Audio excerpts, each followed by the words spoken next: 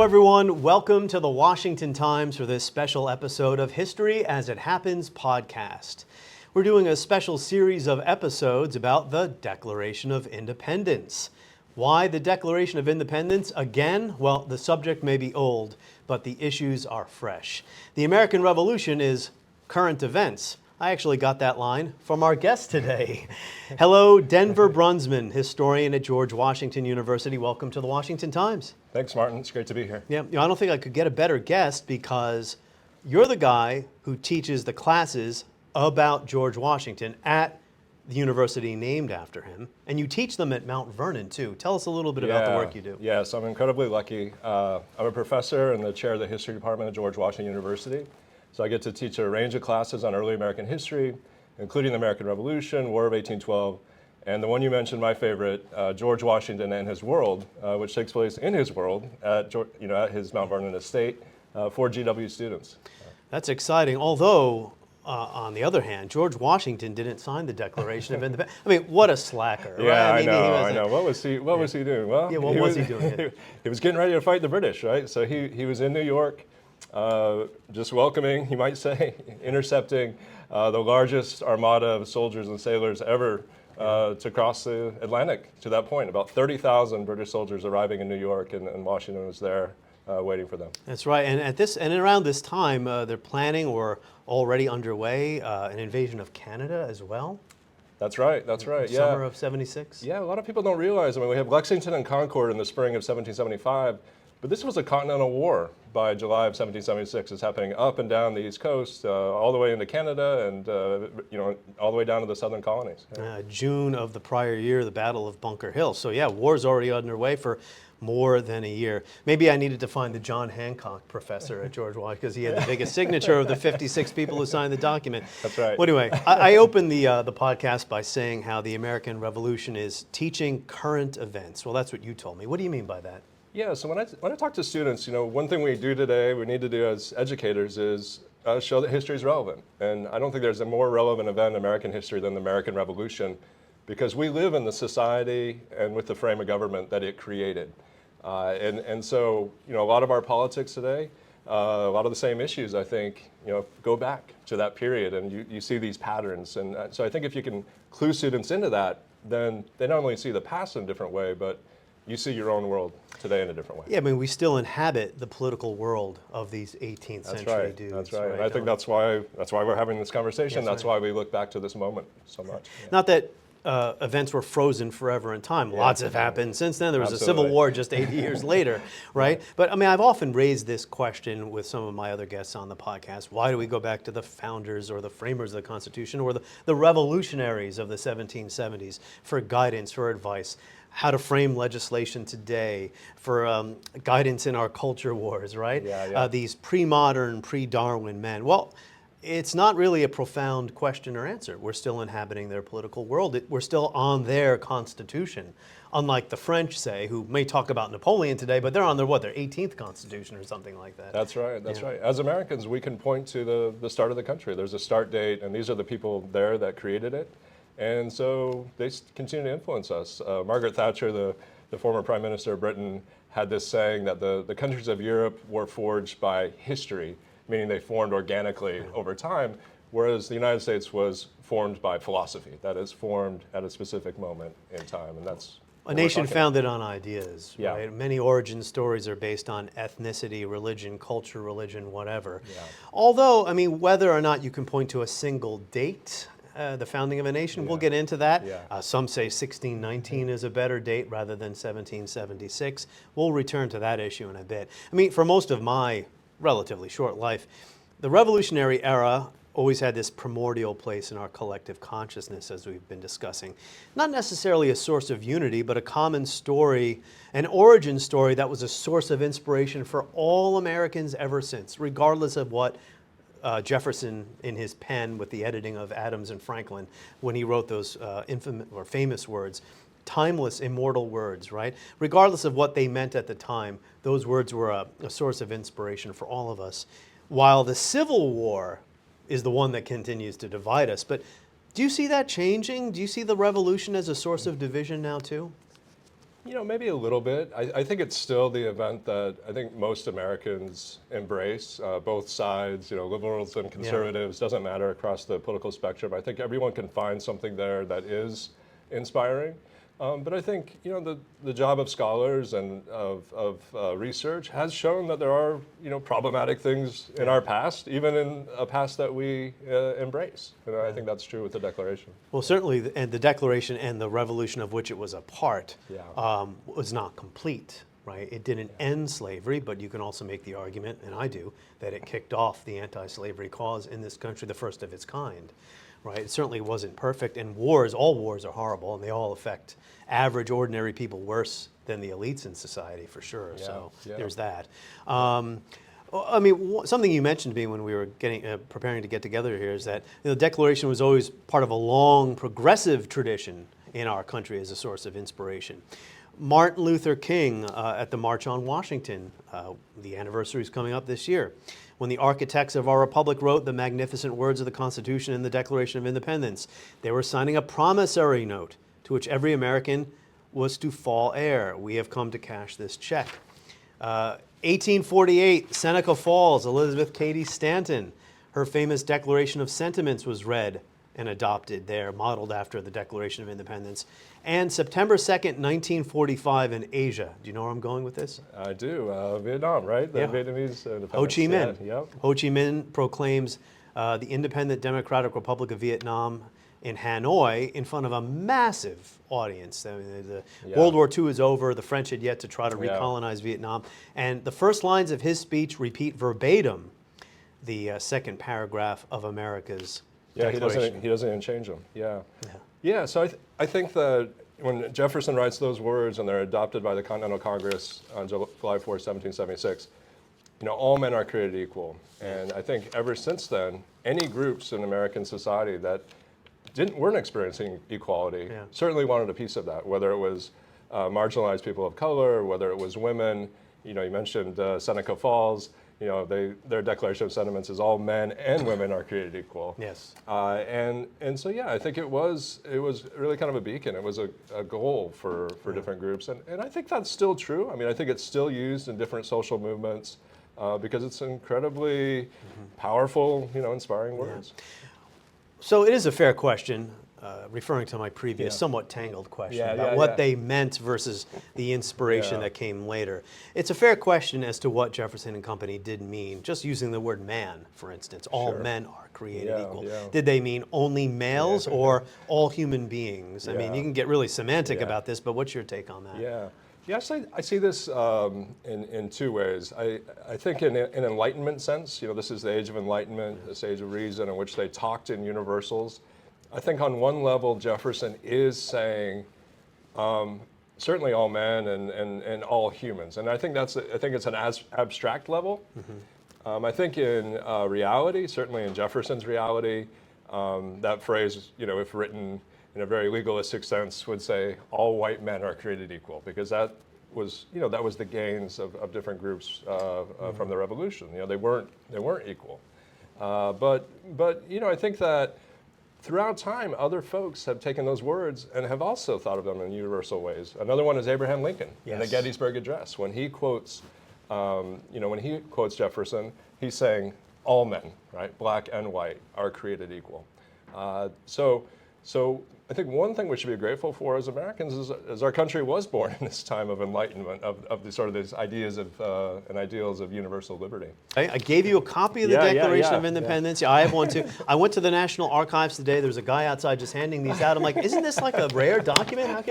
Oh, it was just printed. No, actually, I printed as long as this. it wasn't Nicolas Cage, right? Yes. I have not seen that movie. No, the grievances that are listed here, these don't hold up as well, I don't think, to scrutiny. I want to talk to you about the grievances. This is my interviewing style. I'm kind of like in a maze. You never quite know when they're on the next turn where you're going to be headed. We'll return to the grievances in a moment. About the radicalism. The radicalism. I think we need to remember that radicalism, Yeah. right? That's why I opened the podcast by saying the subject is old, but the ideas are fresh. The idea that fundamental human equality could be the guiding principle of a new nation. I don't think anyone has articulated this idea better than Gordon Wood. I have his seminal work here, The Radicalism of the American Revolution. As you know, I cite books during my podcast because as a journalist, Which is great. I have to It's cite. it's like a graduate seminar at GW. Exactly. I have to cite my sources as any good journalist would. And also I want to introduce people to these ideas or books if they're not familiar with them. Yeah. This is in the introduction of this book. The revolution did more than legally create the United States. It transformed American society. He says the changes were radical and they were extensive. He says to focus, as we are today apt to do, on what the revolution did not accomplish, rather to highlight its failures to abolish slavery, for instance, is to miss the great significance of what it did accomplish. He says it made possible the anti-slavery and women's rights movements of the 19th century, and in fact, all our current egalitarian thinking. It radically changed the personal and social relationships of people, including the position of women. It destroyed aristocracy as it had been understood in the Western world for at least 2 millennia. It brought respectability and even dominance to ordinary people long held in contempt, and gave dignity to their menial labor in a manner unprecedented in history. I think to sum that up would be to say the colonists, now American citizens, viewed themselves as citizens rather than subjects. It was a revolution in that it reordered society. It overturned the existing order, and people started to think about themselves and their relationship to others and their government differently. Absolutely. And I could teach a class about this. No, but go ahead. That's very good. No, I think in that change from subjects to citizens, it does show that transformation, and it was revolutionary. That a subject under the crown is inherently unequal, right? This is a stratified society with all kinds of different positions based on birth, whereas a citizen, by definition, is equal, right? And so that's, as you say, is transforming society. And I'm a friend of Gordon Wood, and it's a fabulous book, and he's obviously an amazing scholar. I think the one critique would be that there's a lot happening in that period with groups that weren't included in the definition of citizen that were actually radical too. I think the revolution maybe was even more radical in many respects than maybe even Wood at least writes about in that book. And it's certainly not anything he doesn't know, but in terms of African Americans prosecuting for their freedom and equality, for women, to be included. I think it just shows how powerful these ideas were. Well, absolutely. Enslaved Africans were not included, we know. But shortly after the revolution, you start to see free black societies in the North, where slavery starts to give way, putting together petitions and petitioning their local governments, their state governments, even Congress. Quakers show up to the first Congress saying, all right, let's get rid of slavery. Well, it took another 80 years, as we know, at least on a national level, right, with the 13th Amendment in 1865. But these radical impulses, even if they didn't include people right from day one, and it wasn't like plebeians start running the place immediately, right? I think Jefferson, who was probably the most democratical of all the founders, probably still thought that ordinary people had a kind of place in society, that shouldn't be running society. But there was a leveling effect. I guess that's the word I'm looking at. There was more of a leveling effect. And this is something that Wood writes about that I think is right on, that it's kind of a Pandora's box that the founders opened, that they are elites, and most of them are elitist, and they didn't necessarily originally envision regular people participating in government, and certainly in an equal way. But that's what happens, right? Within a generation after the revolution, and that's Wood's large point, is that white men who had no sort of equality in Europe, and particularly in Britain, would experience that in the United States. I mean, it is easy to fall into the trap of scrutinizing the founders' personal lives and calling them hypocrites. We do lose sight of the bigger picture. I mean, both things can be true. That Thomas Jefferson was hypocritical because he was a lifelong slave owner and only freed a handful of his slaves. They were his flesh and blood for the most part. His children. Yes, his children. So, okay, we agree. The Declaration was radical.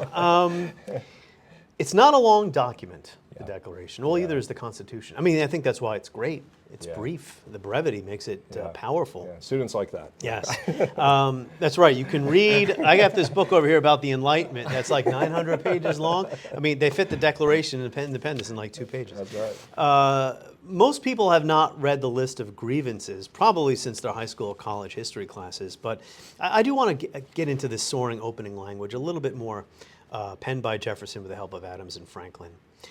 We talked about whether they knew they were writing for the ages. What was their inspiration? Because this is important. Some people read these opening words. Let's see here. The separate and equal station to which the laws of nature and nature's God entitle them. Any reference to God often makes some people say, well, that's a reference to Christianity or religion, when it wasn't. This was Lockean natural rights, John Locke. Historians have gone back and forth about how important was Locke in influencing the American Revolution. He seems to have made somewhat of a comeback lately.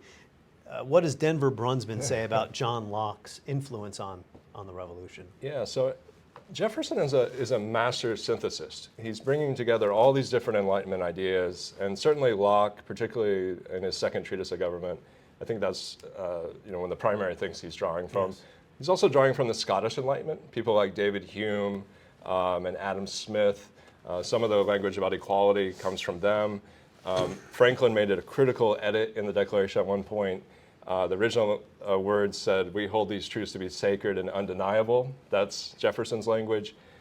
Franklin takes his pen to it and says, "No, we hold these truths to be self-evident." That's straight from Scottish moral sense philosophy. Interesting. This idea that you just know things as a human being.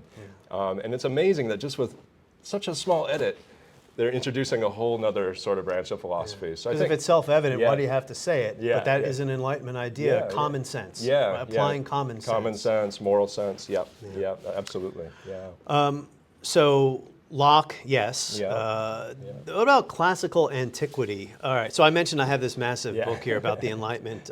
This is written by Richie Robertson a couple years ago, and I'm going to go back to, page 708? All right. So he said, we're not making this stuff up. No. It's coming straight from the text. Historians have wished to place the founding of the American Republic within two historical and intellectual narratives. One is the influence of Locke. The other is the lasting importance of classical Republican theories, classical antiquity. Plato, for instance, although Plato is no Democrat.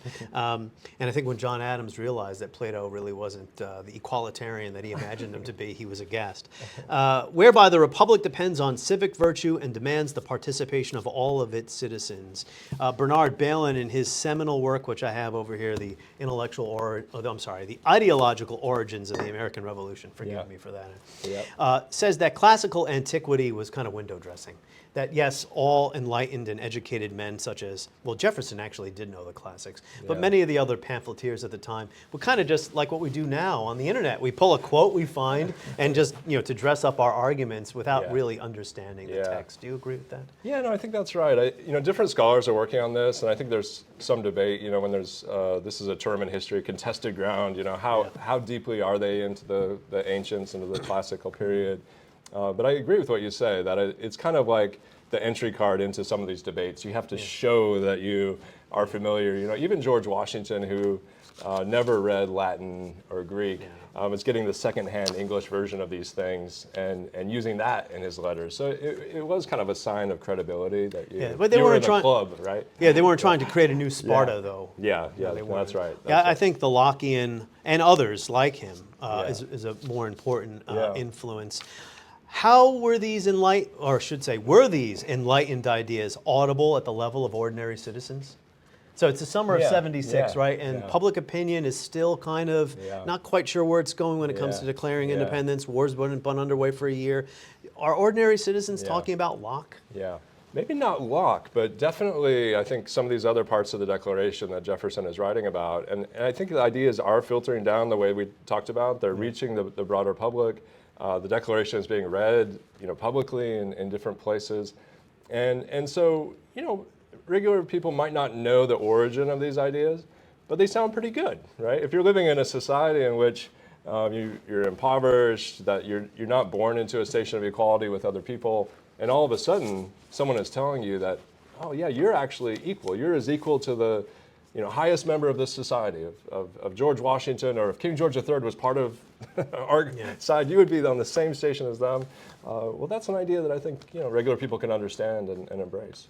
Common Sense by Thomas Paine comes out in January of '76. Yeah, That yeah. had a profound influence, Yeah. I think, on ordinary people, but Yeah.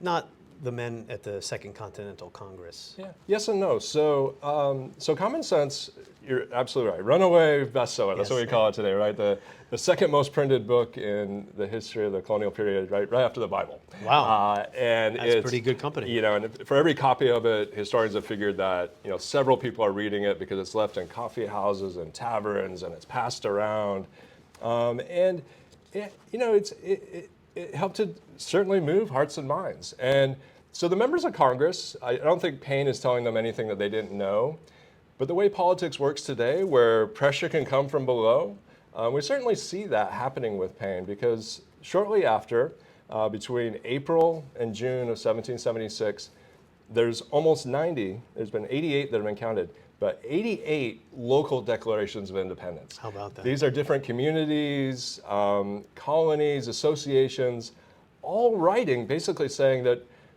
we should be independent. And they're trying to instruct their delegates and representatives at the Continental Congress and in the state legislatures that this is what we believe. And so while Paine might not have affected, say, Thomas Jefferson that much, Jefferson is affected by these ideas and these local declarations, and then he's affected by George Mason's Declaration of Virginia. So it's all in the air. Where'd the Continental Congress get its authority and legitimacy from? Because it meets for the first time in August, September, autumn of 1774. Yep. The idea of even having a Congress was highly controversial. The crisis had been underway for many years already. And in less than 2 years to declaring independence, it seems that they got some of their legitimacy from the provincial assemblies that had replaced royal rule in the different colonies, the 13 states, as we would call them later on. Yep. But that Congress was superior to them, though, had supremacy when it came to political decisions. Yeah, well, that's the debate that would continue on, under the Articles of Confederation into the 1780s. But in terms of the original Continental Congress, it's like so much of America, and I say this, it sounds funny, but it's true, it's made up, right? It's created, just like the country was created, it was invented. And so the Continental Congress was not a standing organization, it wasn't created by Parliament, it's put together by the different colonies, and I think you're absolutely right. It gets its authority because the colonies say that it has authority by sending delegates to that place. And at that very first Continental Congress that you mentioned, more of the delegates had been to London than had been to Philadelphia. That's amazing. And so that shows what they had in common was this British identity. They don't even think of themselves at that point as Americans. Right? They're provincials. They're provincials, and it would take time for them to even, embrace the term American. Samuel Adams, if I'm not mistaken, the first time he ever left Massachusetts was to go to the first Continental Congress in Philadelphia. Yeah. In '74. So they were like provincials. So we started at 30,000 feet up, talking Yeah, big picture, esoteric, Enlightenment ideas. We're going to start to get to ground level now and talk about the more pragmatic, prosaic concerns that the delegates at the Continental Congress, who were, you can call them the leaders of the revolution at this point, are thinking about and grappling with. The grievances, right? You told me that scholars are paying more attention to the grievances now rather than the soaring opening third of the document. Why is that? Yeah. So I think there's a few different reasons why scholars are focusing on the grievances. One just has to do with the way the Academy works, that people had written about the beginning of the Declaration for so many years that we're expected to come up with new insights and new knowledge. And I think in the 70s with the bicentennial into the 1980s, there's lots of books that argue that there's this one person that influences Jefferson more than anyone else, right? And I think the consensus now is that he's influenced by a lot of things. And Eclectic, like I said, an eclectic mix. Yeah, and it's a synthesis. And so scholars have moved on and they're looking at the grievances. And one advantage that has is it can get you more into events on the ground, things that actually happened in the 1760s and 1770s. Because what those grievances do is it's a litany of complaints about the king. About the king and not so much Parliament at this point. Yeah. So I guess, if you don't mind me interjecting, sorry, Denver. Why did they feel like in this, very public document, they had to make a break with King George when the crisis had really been about Parliament sovereignty? Yeah. So there's a couple of things going on there.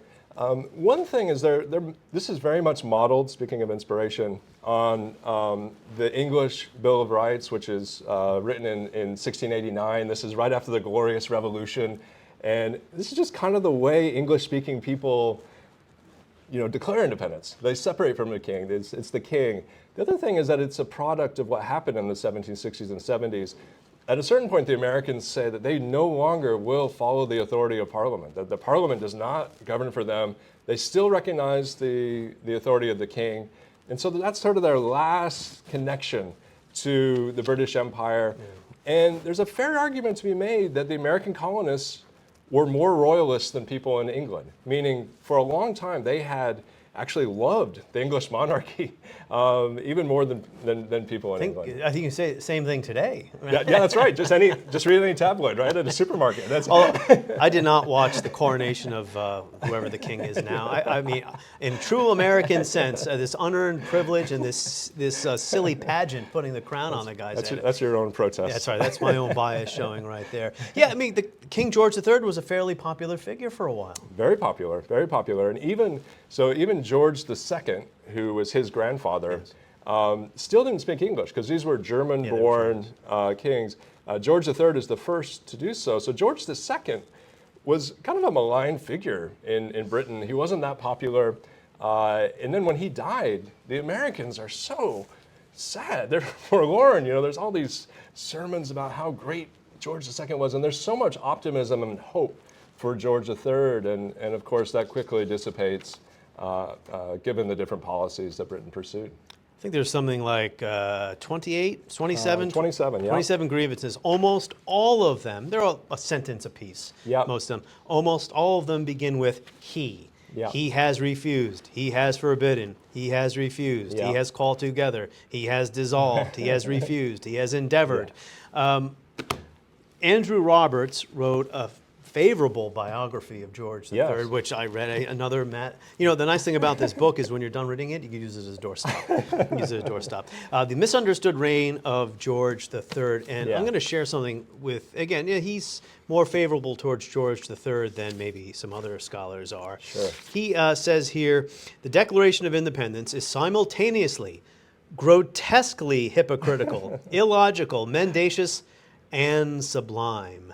And the parts that he refers to as mendacious are the grievances, particularly the one blaming, well, that one actually didn't make it into the Declaration, but the mention of slavery that finally made it in to the final, here you go. 27th grievance. Yes, the final grievance. Yep. He has excited domestic insurrections amongst us and has endeavored to bring on the inhabitants of our frontiers, the merciless Indian savages, whose known rule of warfare is an undistinguished destruction of all ages, sexes, and condition. Okay, that's a little hyperbole there. That's the part we don't read in July 4th picnics. That's right, we don't. So on the one hand, Jefferson's saying the king is inciting slave revolts, and he's also inciting Indian warfare on the frontiers. Yep.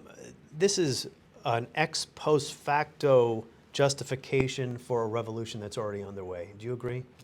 Yeah, and I think what you see at the grievance is even more than the opening part. I talked about the hard politics where they're trying to attract supporters, and I think that this is, we'd say today in the 21st century, this is racist language, right? This is language, terrible language against Native Americans. And when he's saying he's incited domestic insurrections, he's talking about slave rebellions, particularly in Virginia, by the governor of Virginia, Lord Dunmore, to free African Americans who came to the British side. So, this is part of our revolution that I think makes it fascinating and complex.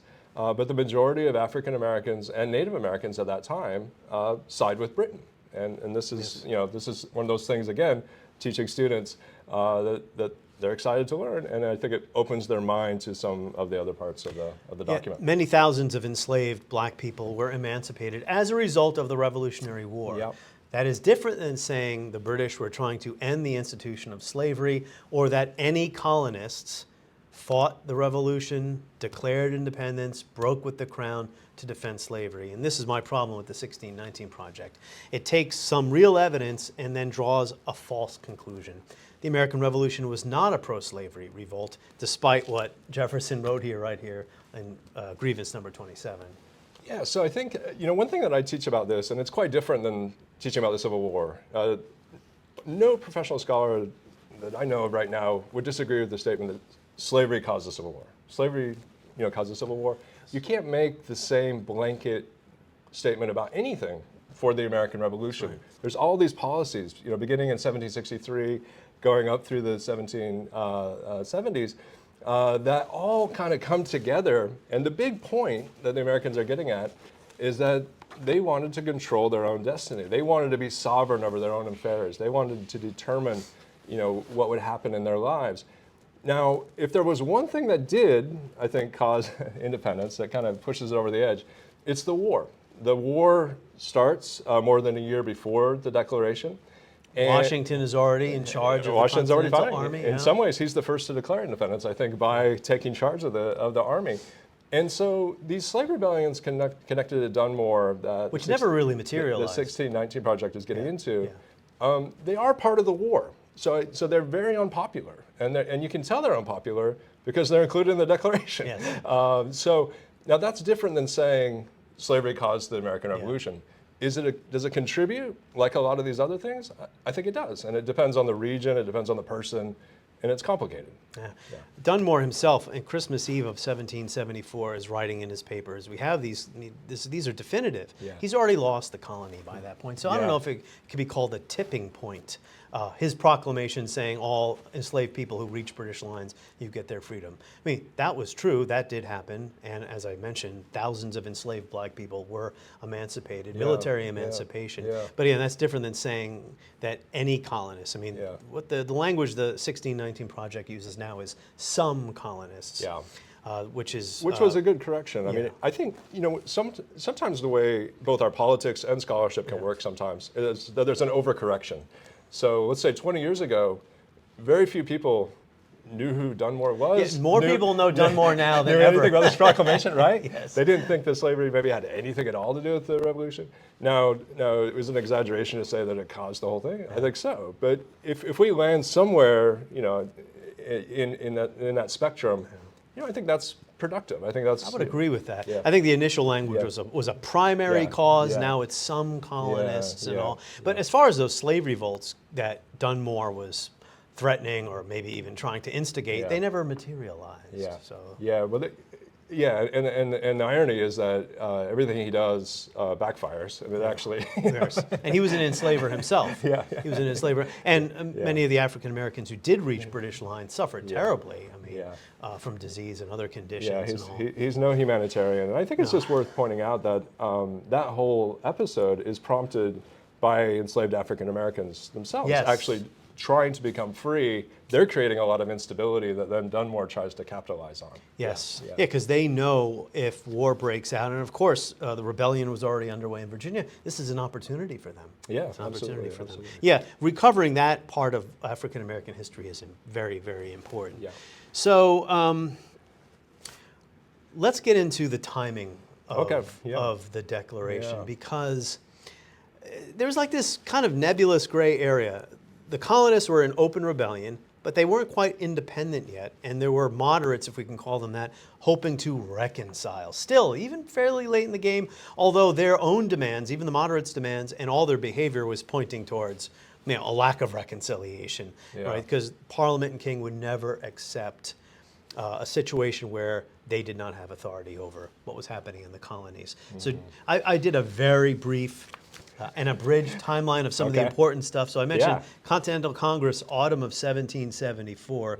The colonists then formed provincial or extra-legal assemblies because the royal assemblies or the royal governors are out. They're defying acts of Parliament. War begins at Lexington and Concord. Then the Battle of Bunker Hill, June 1775. Royal authority collapsing in colonies. Then the colonists eventually create new governments, legal governments, which is in a sense independence, right? These are not just provincial, temporary, ad hoc committees running things. August 23rd, 1775, King George III declares America to be in a state of rebellion. Because the Wi-Fi wasn't working that day, it took until October, or I don't know if it was October, but about 3 months later. Yeah. About October. A couple months, yeah. Yeah, for the colonists to learn. The Continental Congress Yeah. doesn't know that they're in open rebellion Yeah. per the king for 3 months. Why did it then take another 8 months or so to declare independence? Yeah. I think that gets back to what we were talking about before about how British these people were, how much they loved the king. And there's a term that's been in the academy for a long time, and it's finally seeping down into high schools, and it's part of AP US history, but the term is Anglicization. And basically what it means is that over the course of the colonial period, something different happened than what most people think. The colonists didn't necessarily become more and more American over time. There's a lot of evidence that over the course of the 18th century, they're actually becoming more and more British culturally in their attachment to British politics, religion, their love of the king, all those different things. So I think style, culture, fashion, architecture, all kinds of things. Yeah, all the tea sets, all the things that they, all the consumption, and so if you think about all of that, they really liked being British. And at the end of the 7 Years' War, also called the French and Indian War in 1763, they're super happy that they're on the winning side. That Britain has defeated France, and they feel like the freest people in the world. And the freest people in the world don't plan revolutions. And so this is a very contingent event. I think it's, in the words of one famous scholar, John Murray, it's counter-cyclical. It goes against the grain of what was happening. That from the point of 1763, you would expect these people to be Canada forever, right? But because of these different policies, they changed. Yeah. And maybe one factor in the delay to declare independence, make a public statement that we are independent now. Although the way that's the way that's worded, are they saying we've been independent and now we're simply letting you know, or we are independent from this day forward? Was public opinion. Public opinion was still very mixed. You had radicals in the Continental Congress like John Adams who were ready to do it right away, or not quite right away, but you know what I mean. Moderates like John Dickinson of Pennsylvania who kept urging caution to reconcile. Is it even possible to reconstruct public opinion during this period? Yeah, so this is a big thing that scholars are working on, and it's hard. And so we do have to do some broad generalizations with the numbers, but I think generalizing broadly, we think that around 20% are very hardcore loyalists, that they're going to stick with, the king no matter what. We think around 30% or so, as of, say, July 1776, are strongly patriot, pro in American independence. That leaves about 50% of the American population that's kind of on the fence. It's not really clear which side they're going to go to. But another way of thinking of that is that there's a vast majority of people that are not supporting American independence at the point of the Declaration. And that's why it had to be a persuasive document. And that's one reason why I think the war matters so much. Because the outcome of the war, individual battles in different areas, you see people switching from side to side depending on what army is controlling what area. And they have to also prepare for a long-term war against the most powerful empire in the world. That's right. You need uniforms, weapons, ammunition, logistics, all of that. So that was an impulse to declare independence. Sorry to interrupt you there, but we tend to think of the American Revolution sometimes as, elitists, with their, nice colonial attire in a room, penning treatises on Enlightenment ideas. There was a vicious war going on. In some ways, a civil war. Yeah, incredibly vicious. And this is another thing that scholars have written about in the last decade or so, about really how grisly this war can be. And in some ways, it's even less civil, you might say, than our American Civil War, because it divides families, it divides communities, towns, not just whole regions. Mob rule in some places. Mobs would show up to a loyalist's house, destroy his property, tar and feather him, expel him from the community. There was a lot of mobbing. Well, I mean, the Boston Tea Party was an act of mob justice, wasn't it? Yeah, that's right. And tarring and feathering, right, is the most famous case of that. I'm glad this never happened to me, right? Going to the doctor's bad enough. Can you imagine if that was something they were doing these days? So what finally tips the Continental Congress into declaring independence in July? Was it basically the king, the king does give a speech in October of 75. I talked about how he declared the colonists to be in rebellion in August. Yeah. Then in October, he gives a speech to open Parliament saying, the rebels are authors and promoters of a desperate conspiracy. That news reaches January, about the same time Common Sense comes out. Then there's the Prohibitory Acts, meaning all American commerce at sea subject to confiscation by the Royal Navy. But that still leaves us about 4 months away from July. So what's the final kick in the rear? Yeah, so all those things are incredibly important. I think the most underrated act is the Prohibitory Act of December 1775, because in addition to that, doing that with commerce, saying that... They learned about that in February of 76. Yeah, so that takes 3 months. Yeah, it takes several months to learn. One thing that act does is it says the colonists are no longer under the protection of the crown. And so essentially, Britain is saying, you're on your own, you're independent. The whole point of being a subject is that if you showed allegiance to the monarch would protect you. And all of a sudden, what Britain is saying is, no, you're not under our protection anymore. You're on your own. We're making war on you. And so I think the culmination of all those things, and then just the normal pace of deliberation of Congress explains the July date. There's one other wild card thing that's happening. There's a rumor that's spreading in the American colonies that Britain is in discussions with France and Spain to partition their various holdings. And it's in essence to give Canada back to France and to give Florida back to Spain if they help put down the American rebellion. We now think that the British Navy actually planted this idea, that they started the rumor to discourage the Americans from allying with France. In other words, you can't trust France. And so that rumor hits a fever pitch about June of 1776. When a lot of these things are coming together. Well, that's a month prior. We're working with perfect information now. We have the benefit of giant books and 200 years and of all the things we still don't know, right? Yeah, exactly. They didn't work with perfect information, and they were very much conspiracists. Absolutely. As we know from the early days of the Republic, the things that the Federalists said about the Republicans and the Republicans said about the Federalists. So the Declaration was, I guess, agreed on July 2nd. It's promulgated on July 4th. Was it greeted warmly? Was it a popular? I mean, yes and no. I think it's certainly greeted warmly among that hardcore 30% that I mentioned. I think, as I said, Congress is lagging behind a lot of the country on that. There was already been 90 declarations of independence. So in some ways, it's kind of like, what have you been waiting for? So I think there's some relief and support. There's also a lot of apprehension because, as we discussed at the beginning, just as they're declaring independence, Britain's real army is arriving. 30,000 troops. Up to that point, the British have been fighting with pretty small troops, small armies, and losing everywhere, up and down the East Coast. And that's going to change, beginning with the Battle of New York.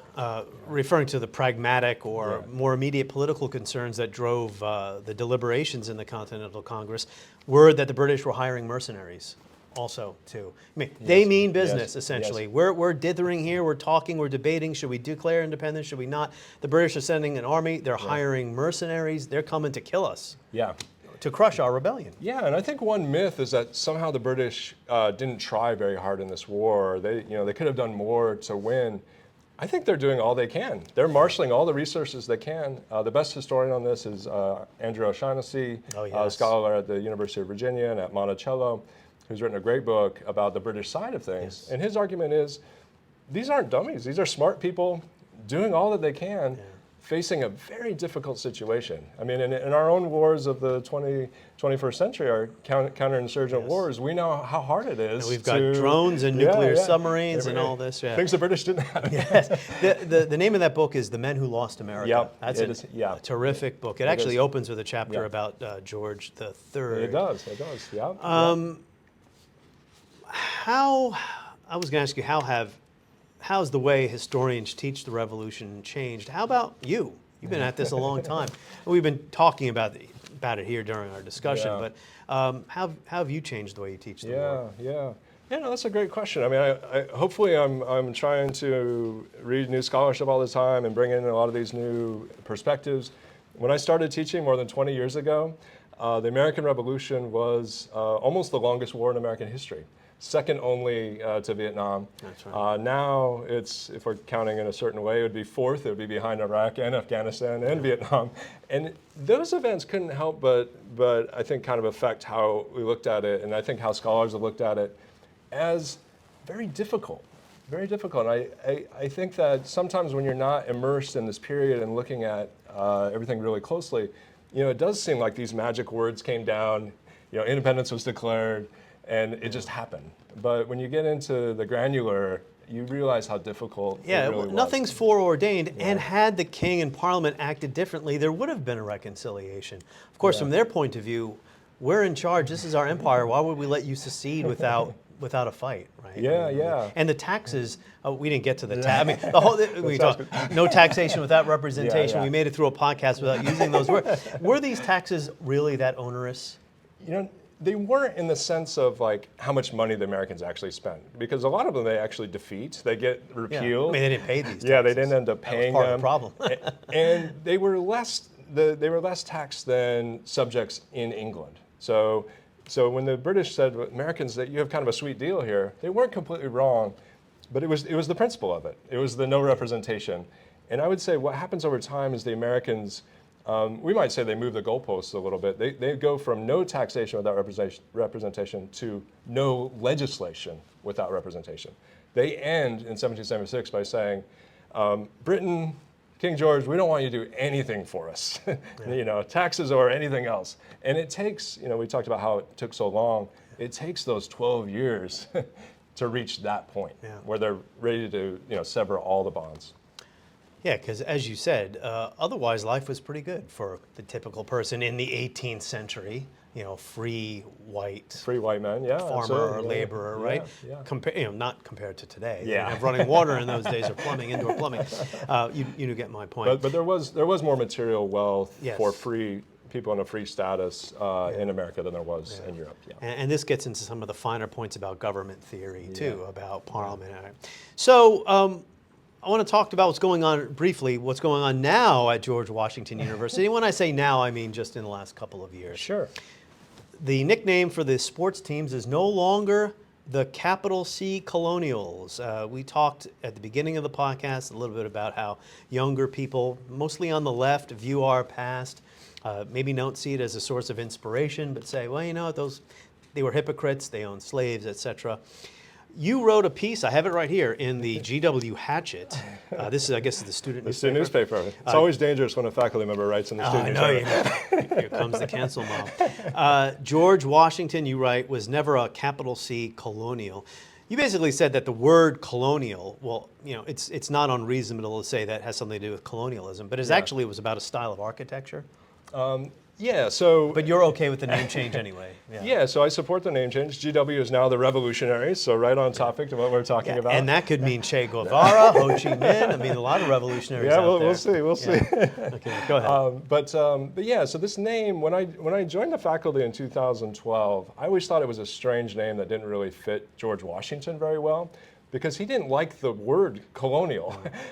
He was a nationalist. Yeah, he was a nationalist. And if we could have the perfect name, it would be the Nationals. But our rebuilding baseball team has that name at the moment. And whenever he used the term colonial as a noun, which was very rare, or as an adjective, he thought of it as being provincial, small-minded, and he wanted people in the new United States to think of themselves as Americans, not in that provincial way that connected to their former colony or state. Yeah. So I think the young people who objected to the name, well, to them that mean colonialism, right? And colonialism has a wretched history. I would say that the majority of the students that were against the name, and I also told them, and I said, well, there's also a good George Washington reason to change the name. Yeah. And also, last point, there was a student essay. Actually, this was an op-ed in the Washington Post. A student at the university said that the university should change its name. Don't call it George Washington anymore. Your point is this was one student, one opinion. The university is not dropping the name George Washington. That's absolutely right, yeah. So I was part of what was called the naming task force. This set up the guidelines for how we might change different names of buildings or the colonials at GW. And the first decision the committee took is that there will be no change in the name. And I have to say that, while there might be a person here and there that might hold those views, and we certainly support the rights of our students to share their opinion, there's no group or movement of students who wants to drop George Washington as the name. Now, I can't predict the future, but at least for now, I think we're content with being the GW Revs. Yeah, my view on this when it comes to naming and statues and memorials is if somebody has claims to historical significance that are broad and not just slavery. Just that one thing, So Washington versus, say, the traitors who tried to destroy our country in 1860, the Confederates, Robert E. Lee, Stonewall Jackson, Jefferson Davis, they do not deserve to have anything named after them anymore. Their only claim to historical significance is secession, slavery, Civil War. George Washington is different. That doesn't mean we should put him up on a metaphorical pedestal either. We should confront his full legacy, right, as a lifelong slaveholder, etc. But slavery also changed quite a bit too from the 18th century into the 19th. That'll be a subject for another next podcast. So I don't know. Well, I guess final point is it's hard to pinpoint a single day as the start of our nation, especially since the Declaration of Independence doesn't create a government. We're on our second Constitution, the Articles of Confederation now, the current Constitution. But it's as good as any, it seems, July 4th. Yeah, I mean, I think in an official sense, you know, the people in the Congress, especially John Adams, thought that July 2nd was the magic day. Well, Adams was always a pain. Because that's the day they passed the resolution for independence, and so it kind of makes sense.